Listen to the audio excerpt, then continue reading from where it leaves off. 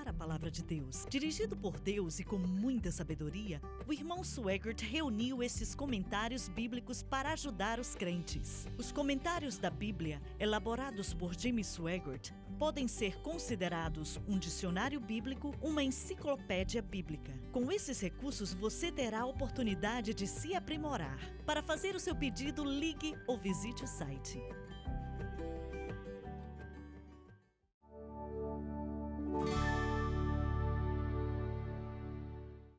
Estamos de volta e, Dr. Gray, eu estou tentando mostrar a necessidade absoluta do envolvimento, do mover e do operar do Espírito Santo em nossas igrejas e cultos.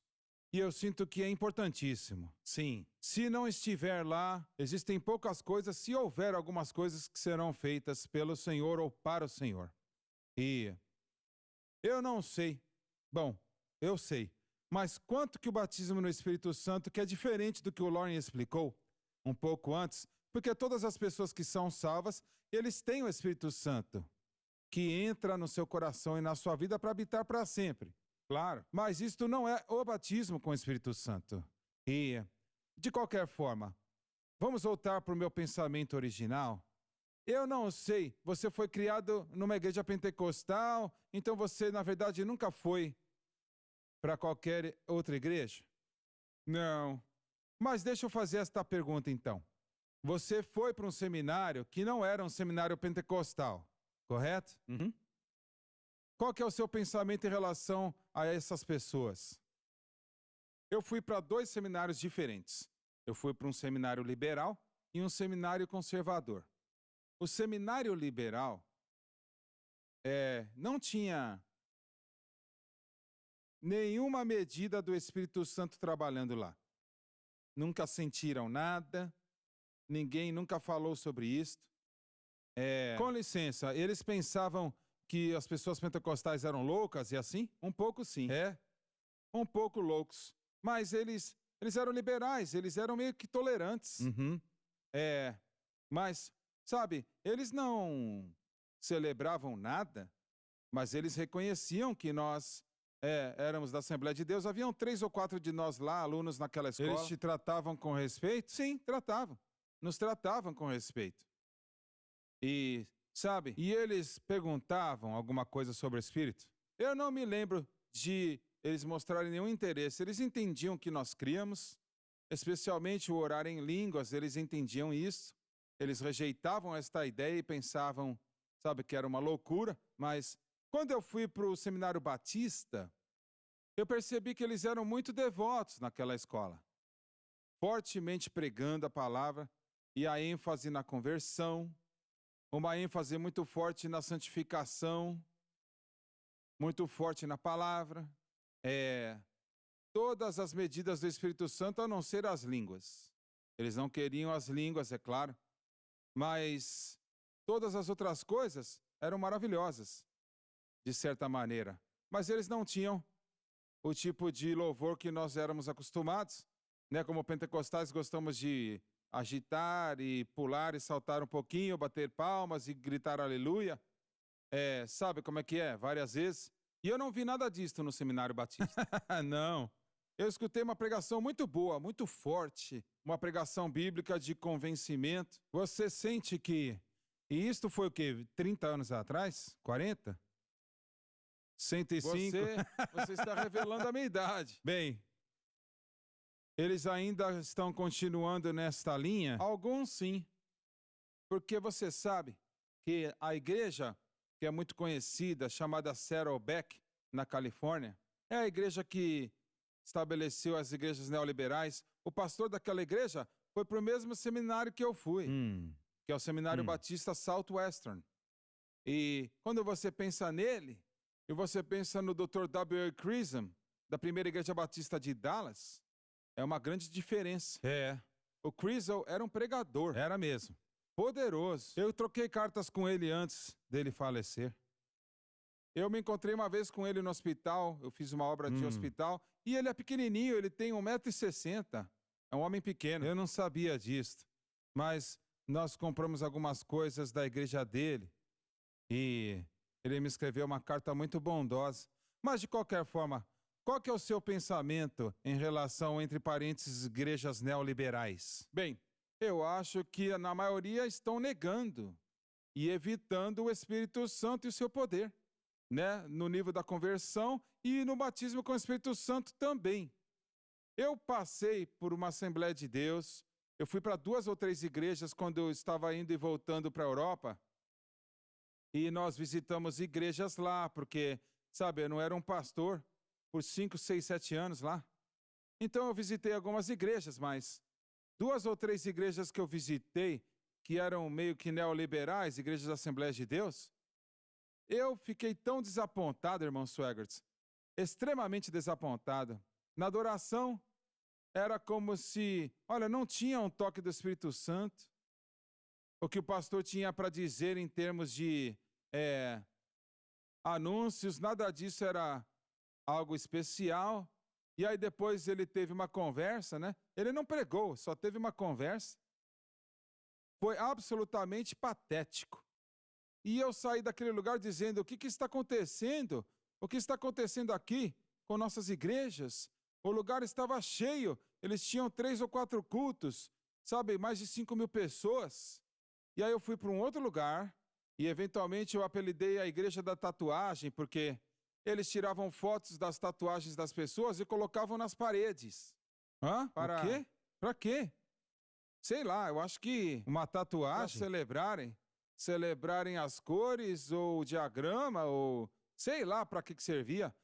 Sabe, era uma carnalidade total, eu sei disso. Estupidez. Mas essas são igrejas debaixo das Assembleias de Deus? Igreja Assembleia de Deus. E é claro que tem um grande número dessas igrejas por aí, mas eu também quero ser justo e dizer que a maioria das igrejas Assembleias de Deus não querem nada a ver com essas coisas. E eles não gostam dessas coisas. Eles estão buscando uma mensagem e um ministério que vai encorajá-los à moda antiga. Eu posso falar sobre essa discussão? Claro, com certeza. Levar para uma outra direção? Eu me lembro nos anos 70. Eu comecei a pregar nos anos 60, mas eu escutei você nos anos 60 também. E aí, eu estava voltando para o seminário em Loxahat ensinando, quando eu me encontrei com o Doni, e você passou por Dallas, pregou, de vez em quando eu estava lá. Mas eu me lembro nos anos 70, estudando a história da igreja, estávamos falando sobre o grande mover de Deus, as igrejas estavam tendo avivamentos, todos os lugares em Dallas e Fort Worth havia avivamento. Esta igreja antiga no norte de Fort Worth, eu acho que você já pregou lá, e tem muitas igrejas, várias em Dallas, em Loxahat, sabe, grandes avivamentos o tempo todo. Certo. Você ia para um avivamento toda vez que você estava pronto. Se você pudesse dirigir, você ia para um grande avivamento, que não é a verdade hoje. Mas o ponto é o seguinte, eu me lembro falando com outros professores, perguntando se nós seguirmos a história da igreja metodista, esta unção e este respeito que nós temos pelo avivamento, isto vai dissipar e vai embora na 3ª ou 4ª geração. E naquela época, estávamos na 2ª geração. A primeira geração era o povo, né, que estavam pregando nos anos 20. Você escutou o nome E.S. Williams. Certo. E depois vieram outros grandes nomes, Crabtree, Zimmerman. Sim. E outras pessoas, sabe, que você ouviu. E você foi um deles também, deixando uma grande marca nos anos 60 e 70. Mas o ponto é o seguinte, na 3ª ou 4ª geração, tipicamente, um grande mover de Deus morre. Eu disse, não vai acontecer nas Assembleias de Deus. Posso te falar? Aconteceu. Está prestes a acontecer se o nosso povo não se preocupar. E eu acho que se existe qualquer coisa que eu gostaria de te agradecer, irmão Swaggerts, continue nos chamando de volta para a cruz e nos chamando de volta para o Pentecostes. Nos chame de volta. Bem, mas... Porque eles estão te ouvindo. E oramos que muitos possam te ouvir, porque é isso que precisamos ver aqui hoje. Pastores em particular, bem, deixa eu dizer assim.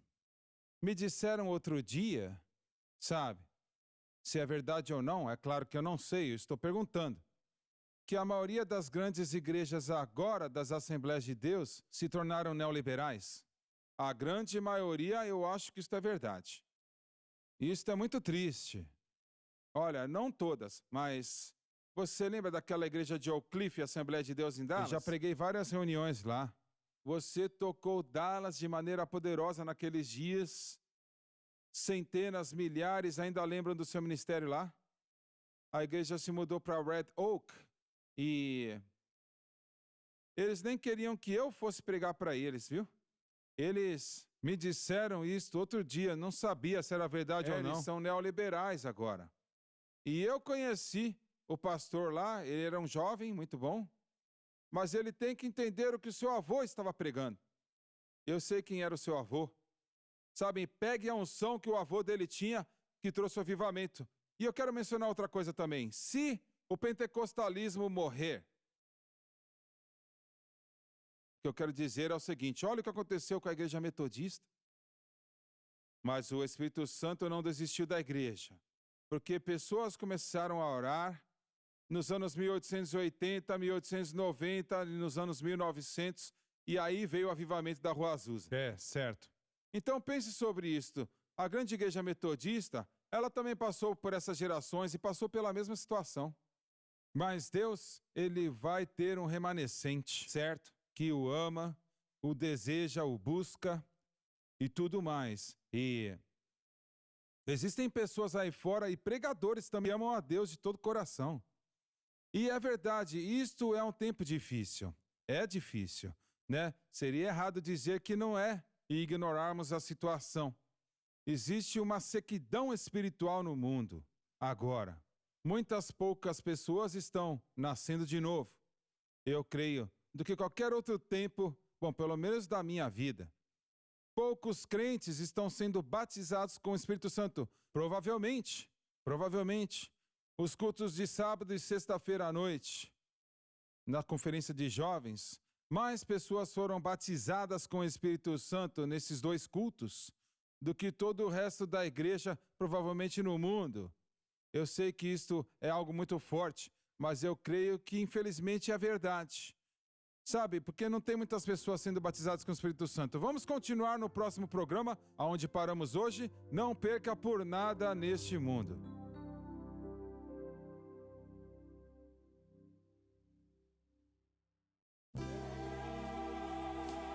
Obrigada por assistir o programa de hoje, um estudo na palavra. Assista os programas arquivados online no site sunlifetv.com. Creia que a SBN está pregando a verdade.